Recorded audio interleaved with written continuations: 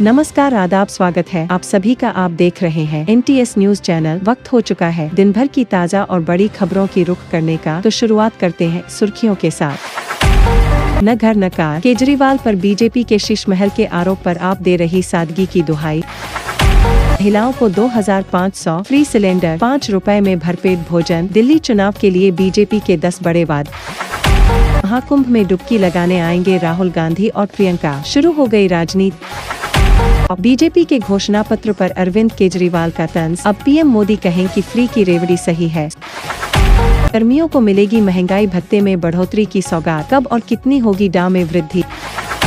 बिहार में एनडीए ने बांट ली विधानसभा की सीटें, भाजपा के बदले सुर। दिलीप जायसवाल की माने तो जय नीतीश ते नीतीश। जी हां दोस्तों, एक एक करके सभी खबरों की जानकारी विस्तार से देंगे, मगर उससे पहले आपसे छोटी सी रिक्वेस्ट करेंगे दोस्तों, अगर आपको भी लगता है देश में होने वाले तमाम चुनाव ईवीएम से न हो करके बैलेट पेपर पर होना चाहिए, अगर आप भी हमारी बात का समर्थन करते हैं तो आप इस वीडियो को लाइक करके चैनल को सब्सक्राइब करें, और फेसबुक पर देख रहे तो लाइक, फॉलो और वीडियो को ज्यादा से ज्यादा शेयर कीजिए। और आप किस राज्य शहर से न्यूज को देख रहे, कमेंट में जरूर बताएं।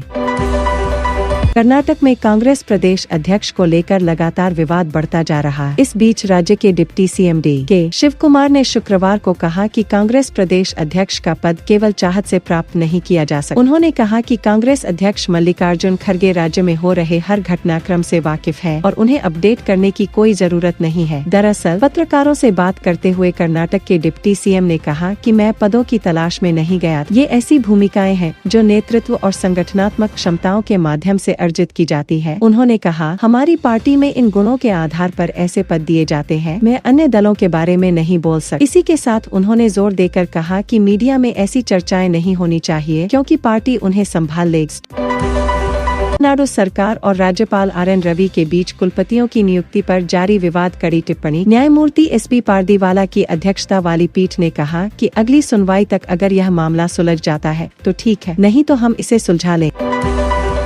महाराष्ट्र के वैजापुर तहसील में प्याज के रुपए न मिलने से गुस्साए किसानों ने पानी की टंकी पर चढ़कर आत्मदाह की धमकी दी। करीब 406 किसानों के 2 रुपए करोड़ फंसने के बाद 5 दिन से चल रहे अनशन के बीच प्रशासन के आश्वासन के बाद मामला शांत हुआ। पुलिस ने आरोपी कारोबारी के खिलाफ केस दर्ज कर जाँच शुरू कर दी है।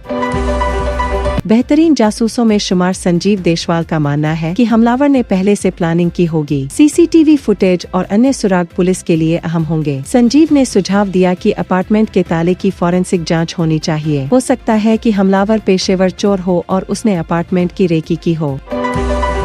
अरविंद केजरीवाल के खिलाफ बीजेपी ने नया हमला बोला है। बीजेपी ने नई दिल्ली विधानसभा सीट से नामांकन के दौरान अरविंद केजरीवाल की तरफ से दाखिल हलफनामे को हमले का आधार बनाया है। अब तक बीजेपी अरविंद केजरीवाल पर दिल्ली में काम नहीं करने, चुनावी वादे पूरे नहीं करने, देश विरोधी ताकतों से संबंध रखने और शराब नीति के जरिए भ्रष्टाचार करने का आरोप लगाते हुए आम आदमी पार्टी के शासन को आपदा बताती आ रही थी। बीजेपी अब अरविंद केजरीवाल की संपत्ति पर सवाल उठाकर शीश महल वाले इल्जाम के बाद भ्रष्टाचार का नया आरोप लगा रही है।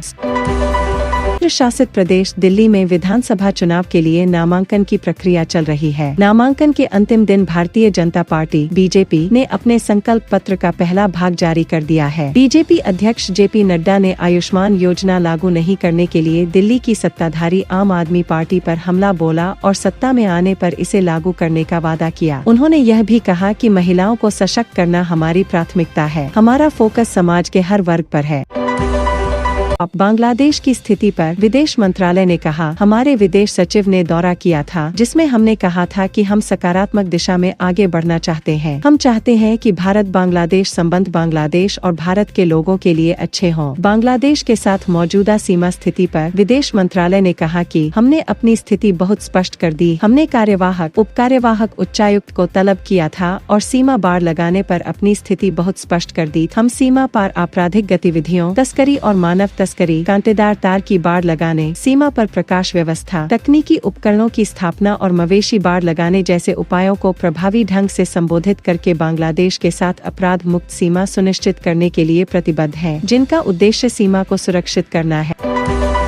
कर्नाटक के मुख्यमंत्री सिद्धारमैया ने शुक्रवार को एनडीए सरकार की आलोचना। उन्होंने राज्य को धोखा देने का आरोप लगाया। उन्होंने कहा कि राज्य को मिलने वाली धनराशि में भारी कटौती की गई। केंद्र सरकार ने राज्य को जो कुल 73,030 करोड़ रुपए आवंटित किए हैं, उसमें से कर्नाटक को सिर्फ 6,310 करोड़ रुपए दिए गए, जो पिछले आवंटनों की तुलना में बहुत कम है। इसे उन्होंने गंभीर अन्याय करार दिया। यह अन्याय हर मेहनती कन्नड़ का मजाक उड़ाता।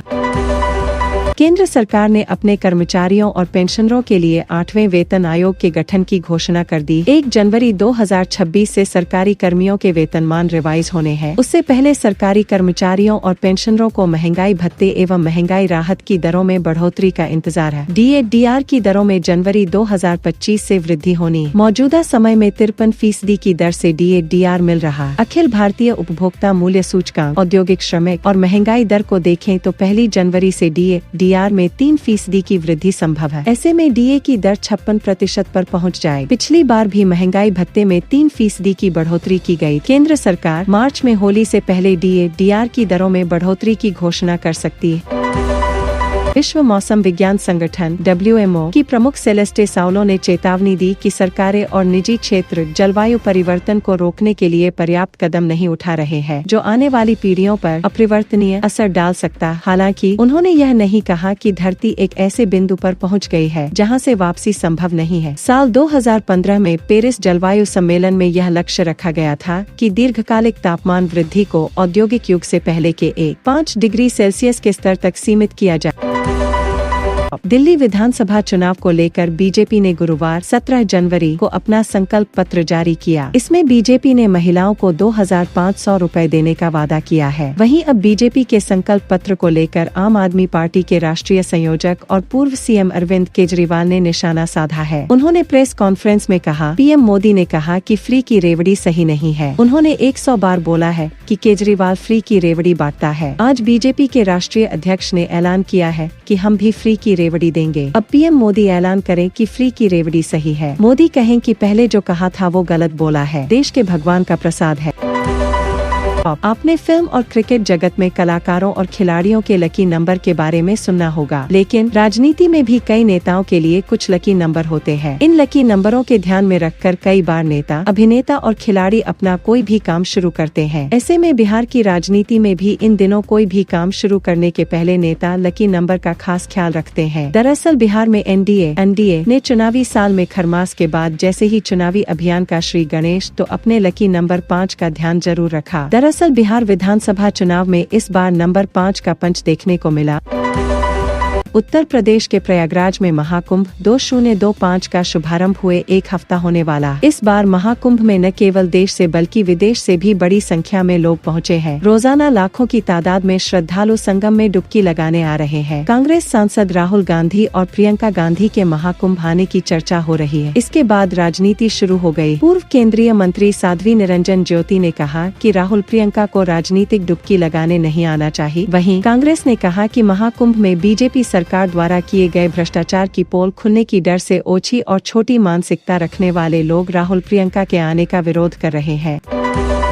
भारतीय क्रिकेटर रिंकू सिंह की उत्तर प्रदेश के मछली शहर लोकसभा क्षेत्र की सांसद प्रिया सरोज से सगाई की खबरें सोशल मीडिया पर वायरल है, मगर अब प्रिया सरोज के पिता और पूर्व सांसद तूफानी सरोज ने इस खबर का खंडन किया है। तूफानी सरोज की माने तो अभी कुछ भी तय नहीं है। दोनों परिवार इस रिश्ते के बारे में गंभीरता से सोच रहे हैं, लेकिन फिलहाल सगाई नहीं हुई। मकर संक्रांति के दही चूड़ा भोज से बिहार की राजनीति में बड़े बदलाव की उम्मीद विपक्ष को कुछ साल के शुभारंभ से ही ऐसी चर्चाएं खूब हो रही थी। कोई खेल होने की बात कह रहा था तो कोई दरवाजा खोलकर बैठा। सियासी बदलाव की संभावनाओं के केंद्र में नीतीश कुमार, लालू यादव, मीसा भारती और रोहिणी आचार्य की बातों में नीतीश के प्रति नरमी उन्हें लुभाने मनाने का संकेत दे रही थी। नीतीश भी कभी हंसकर तो कभी हाथ जोड़कर लोगों में भ्रम बनाए हुए, पर 2 दिवसीय दही चूड़ा भोज के बाद नीतीश ने सारे कयासों पर महीने भर में कम से कम 3 बार यह कहकर पानी फेरने का प्रयास किया कि वे जहां हैं वहीं रहेंगे। अब नीतीश कुमार आरजेडी नेता तेजस्वी यादव और उनके बड़े भाई तेज प्रताप के लिए खट्टे अंगूर की तरह हो गए हैं। विदेश मंत्रालय ने शुक्रवार को कहा कि यूक्रेन में लड़ने के लिए रूसी सेना द्वारा तैनात कम से कम 16 भारतीय नागरिक लापता हैं, जबकि अब तक 12 मारे जा चुके हैं। यह घटनाक्रम रूसी सेना में भर्ती भारतीय नागरिक की मौत के बाद हुआ है, जबकि यूक्रेन के साथ रूस के चल रहे संघर्ष के दौरान एक अन्य घायल हो गए। इसके बाद भारत ने मॉस्को के समक्ष इस मामले को जोरदार तरीके से उठाया और रूसी सेना से सभी भारतीयों की जल्द से जल्द छोड़ने की अपनी मांग दोहरा। विदेश मंत्रालय के प्रवक्ता रणधीर जायसवाल का कहना है कि आज तक रूसी सेना में शामिल भारतीय नागरिकों के 126 मामले सामने आए हैं। इनमें से 96 लोग भारत लौट आए हैं और उन्हें रूसी सशस्त्र बलों से छुट्टी दे दी गई। रूसी सेना में 18 भारतीय नागरिक बचे हैं और उनमें से 16 व्यक्तियों के बारे में पता नहीं है। बीजेपी के राष्ट्रीय अध्यक्ष जेपी नड्डा ने शुक्रवार को दिल्ली विधानसभा चुनाव के लिए पार्टी के संकल्प पत्र का पहला भाग जारी किया, जिसमें बीजेपी ने दिल्ली में महिला समृद्धि योजना के तहत महिलाओं को प्रतिमाह 500 रुपए, गरीब बहनों को सिलेंडर पर 500 रुपए की सब्सिडी, होली दिवाली पर एक सिलेंडर फ्री और हर गर्भवती महिला को 21,000 रुपए देने का वादा किया। राजधानी दिल्ली के पंडित पंत मार्ग स्थित प्रदेश बीजेपी कार्यालय में आगामी विधानसभा चुनाव के लिए बीजेपी का संकल्प पत्र जारी करते हुए पार्टी अध्यक्ष जेपी नड्डा ने यह भी कहा कि बीजेपी सत्ता में आती है तो पिछली सरकार की ओर से चलाई जा रही मुफ्त की योजनाओं को भी जारी रखे। साथ ही सत्ता में आने पर मंत्रिमंडल की पहली बैठक में महिला समृद्धि योजना को लागू किया जाए। बीजेपी अपने घोषणा पत्र को संकल्प पत्र के नाम से जारी करती है। कर्नाटक के उप मुख्यमंत्री डीके शिव कुमार ने बताया कि कांग्रेस प्रदेश अध्यक्ष का पद कोई ऐसी चीज नहीं है जिसे तरसने से हासिल किया जा सके। उन्होंने कहा कि कांग्रेस राष्ट्रीय अध्यक्ष मल्लिकार्जुन खड़गे को राज्य के हर घटनाक्रम की जानकारी है, उन्हें अपडेट करने की जरूरत नहीं है। शिव कुमार ने बताया कि उनकी पार्टी में क्षमताओं के आधार पर पद दिए जाते हैं। इसके साथ ही उन्होंने दूसरी पार्टियों को लेकर टिप्पणी करने से भी इनकार कर दिया। पत्रकारों से बात करते हुए डीके शिव कुमार ने कहा, मैं पदों की तलाश में नहीं गया था,